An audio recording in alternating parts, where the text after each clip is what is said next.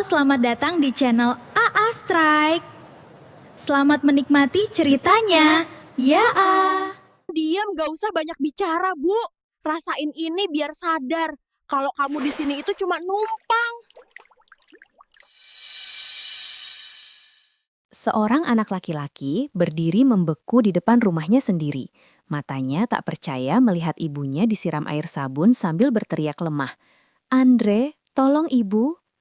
Di balik pintu, seorang wanita yang seharusnya menjaga justru berkata dingin, "Biar cepat bersih, dia cuma beban." Dan saat Andre melangkah masuk, ada sesuatu yang terasa jauh lebih janggal dari sekadar kekejaman itu. Sahabat semuanya, sebelum kita lanjut, tuliskan dulu di kolom komentar dari kota mana kalian menonton. Dan jangan lupa subscribe channel ini. Bagi yang sudah subscribe, saya doakan yang jomblo segera dapat jodoh, yang sudah dapat jodoh rezekinya makin lancar. Amin. Karena kisah ini berawal dari sini. Andre pulang dengan perasaan campur aduk. 6 bulan jauh dari rumah bukan waktu yang sebentar, dan satu-satunya yang ia rindukan hanyalah ibunya. Tapi begitu langkahnya sampai di halaman, suara teriakan langsung menyambut. "Ibu tuh susah banget dibilangin," bentak Rina. Andre langsung berlari ke belakang rumah.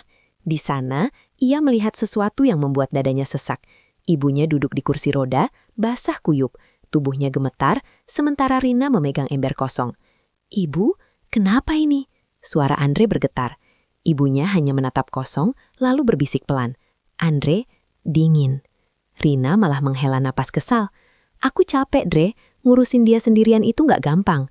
Dia pipis sembarangan, nggak mau makan, rewel terus." Andre terdiam. Logika mencoba membela istrinya, tapi hatinya menolak menerima apa yang ia lihat. Ada sesuatu yang terasa salah, tapi ia belum tahu apa. Hari-hari berikutnya terasa aneh. Andre mencoba membantu, mengambil alih sebagian tugas merawat ibunya. Tapi setiap kali ia mendekat, ibunya selalu tampak takut. Bukan padanya, tapi saat Rina berada di dekat. "Ibu nggak mau mandi ya?" tanya Andre lembut. Ibunya menggeleng pelan, matanya melirik ke arah Rina yang berdiri di pintu. Rina cepat-cepat berkata, "Dia emang gitu, Dre, keras kepala." Namun Andre mulai memperhatikan detil kecil. Bekas memar di lengan ibunya, cara ibunya selalu meringkuk saat Rina meninggikan suara. Bahkan kadang ibunya berbisik sendiri, seperti sedang meminta maaf. Suatu malam, Andre mencoba bicara serius. "Rin, kamu baik-baik aja kan?" Rina tersenyum tipis. "Aku cuma capek, Dre. Kamu nggak ada, aku sendiri." Andre ingin percaya, tapi semakin ia melihat, semakin sulit ia menenangkan pikirannya sendiri. Puncaknya terjadi saat Andre mendengar suara bentakan lagi dari dapur. Ia berlari dan melihat ibunya hampir jatuh dari kursi roda. "Kenapa sih kamu nggak bisa diam?" teriak Rina. Andre langsung menarik tangan Rina. "Cukup, Rin." Rina terdiam, tapi matanya menyimpan sesuatu. Bukan sekedar lelah, tapi seperti kesal yang dalam. Malam itu, Andre tak bisa tidur. Ia membuka ponsel lama milik ibunya yang tergeletak di laci. Awalnya hanya ingin mencari foto lama, tapi tanpa sengaja ia menemukan beberapa video. Di video pertama terdengar suara Rina. "Minum ini biar cepat tenang." Di video lain, ibunya menangis saat dipaksa makan sesuatu. Tangan Andre gemetar. Semua yang ia lihat selama ini bukan kebetulan. Akhirnya Andre menghadapi Rina. "Ini apa?" katanya sambil menunjukkan video. Rina terdiam cukup lama, lalu tertawa kecil. "Kamu akhirnya tahu juga." Andre terpaku. "Kenapa kamu lakukan ini?" Rina menghela napas, lalu berkata dingin. "Karena selama ibumu masih hidup dan sadar, semua harta itu nggak akan pernah jadi milik kita." Dunia Andre seakan runtuh. Dia makin lemah, makin pikun. Itu mempermudah semuanya.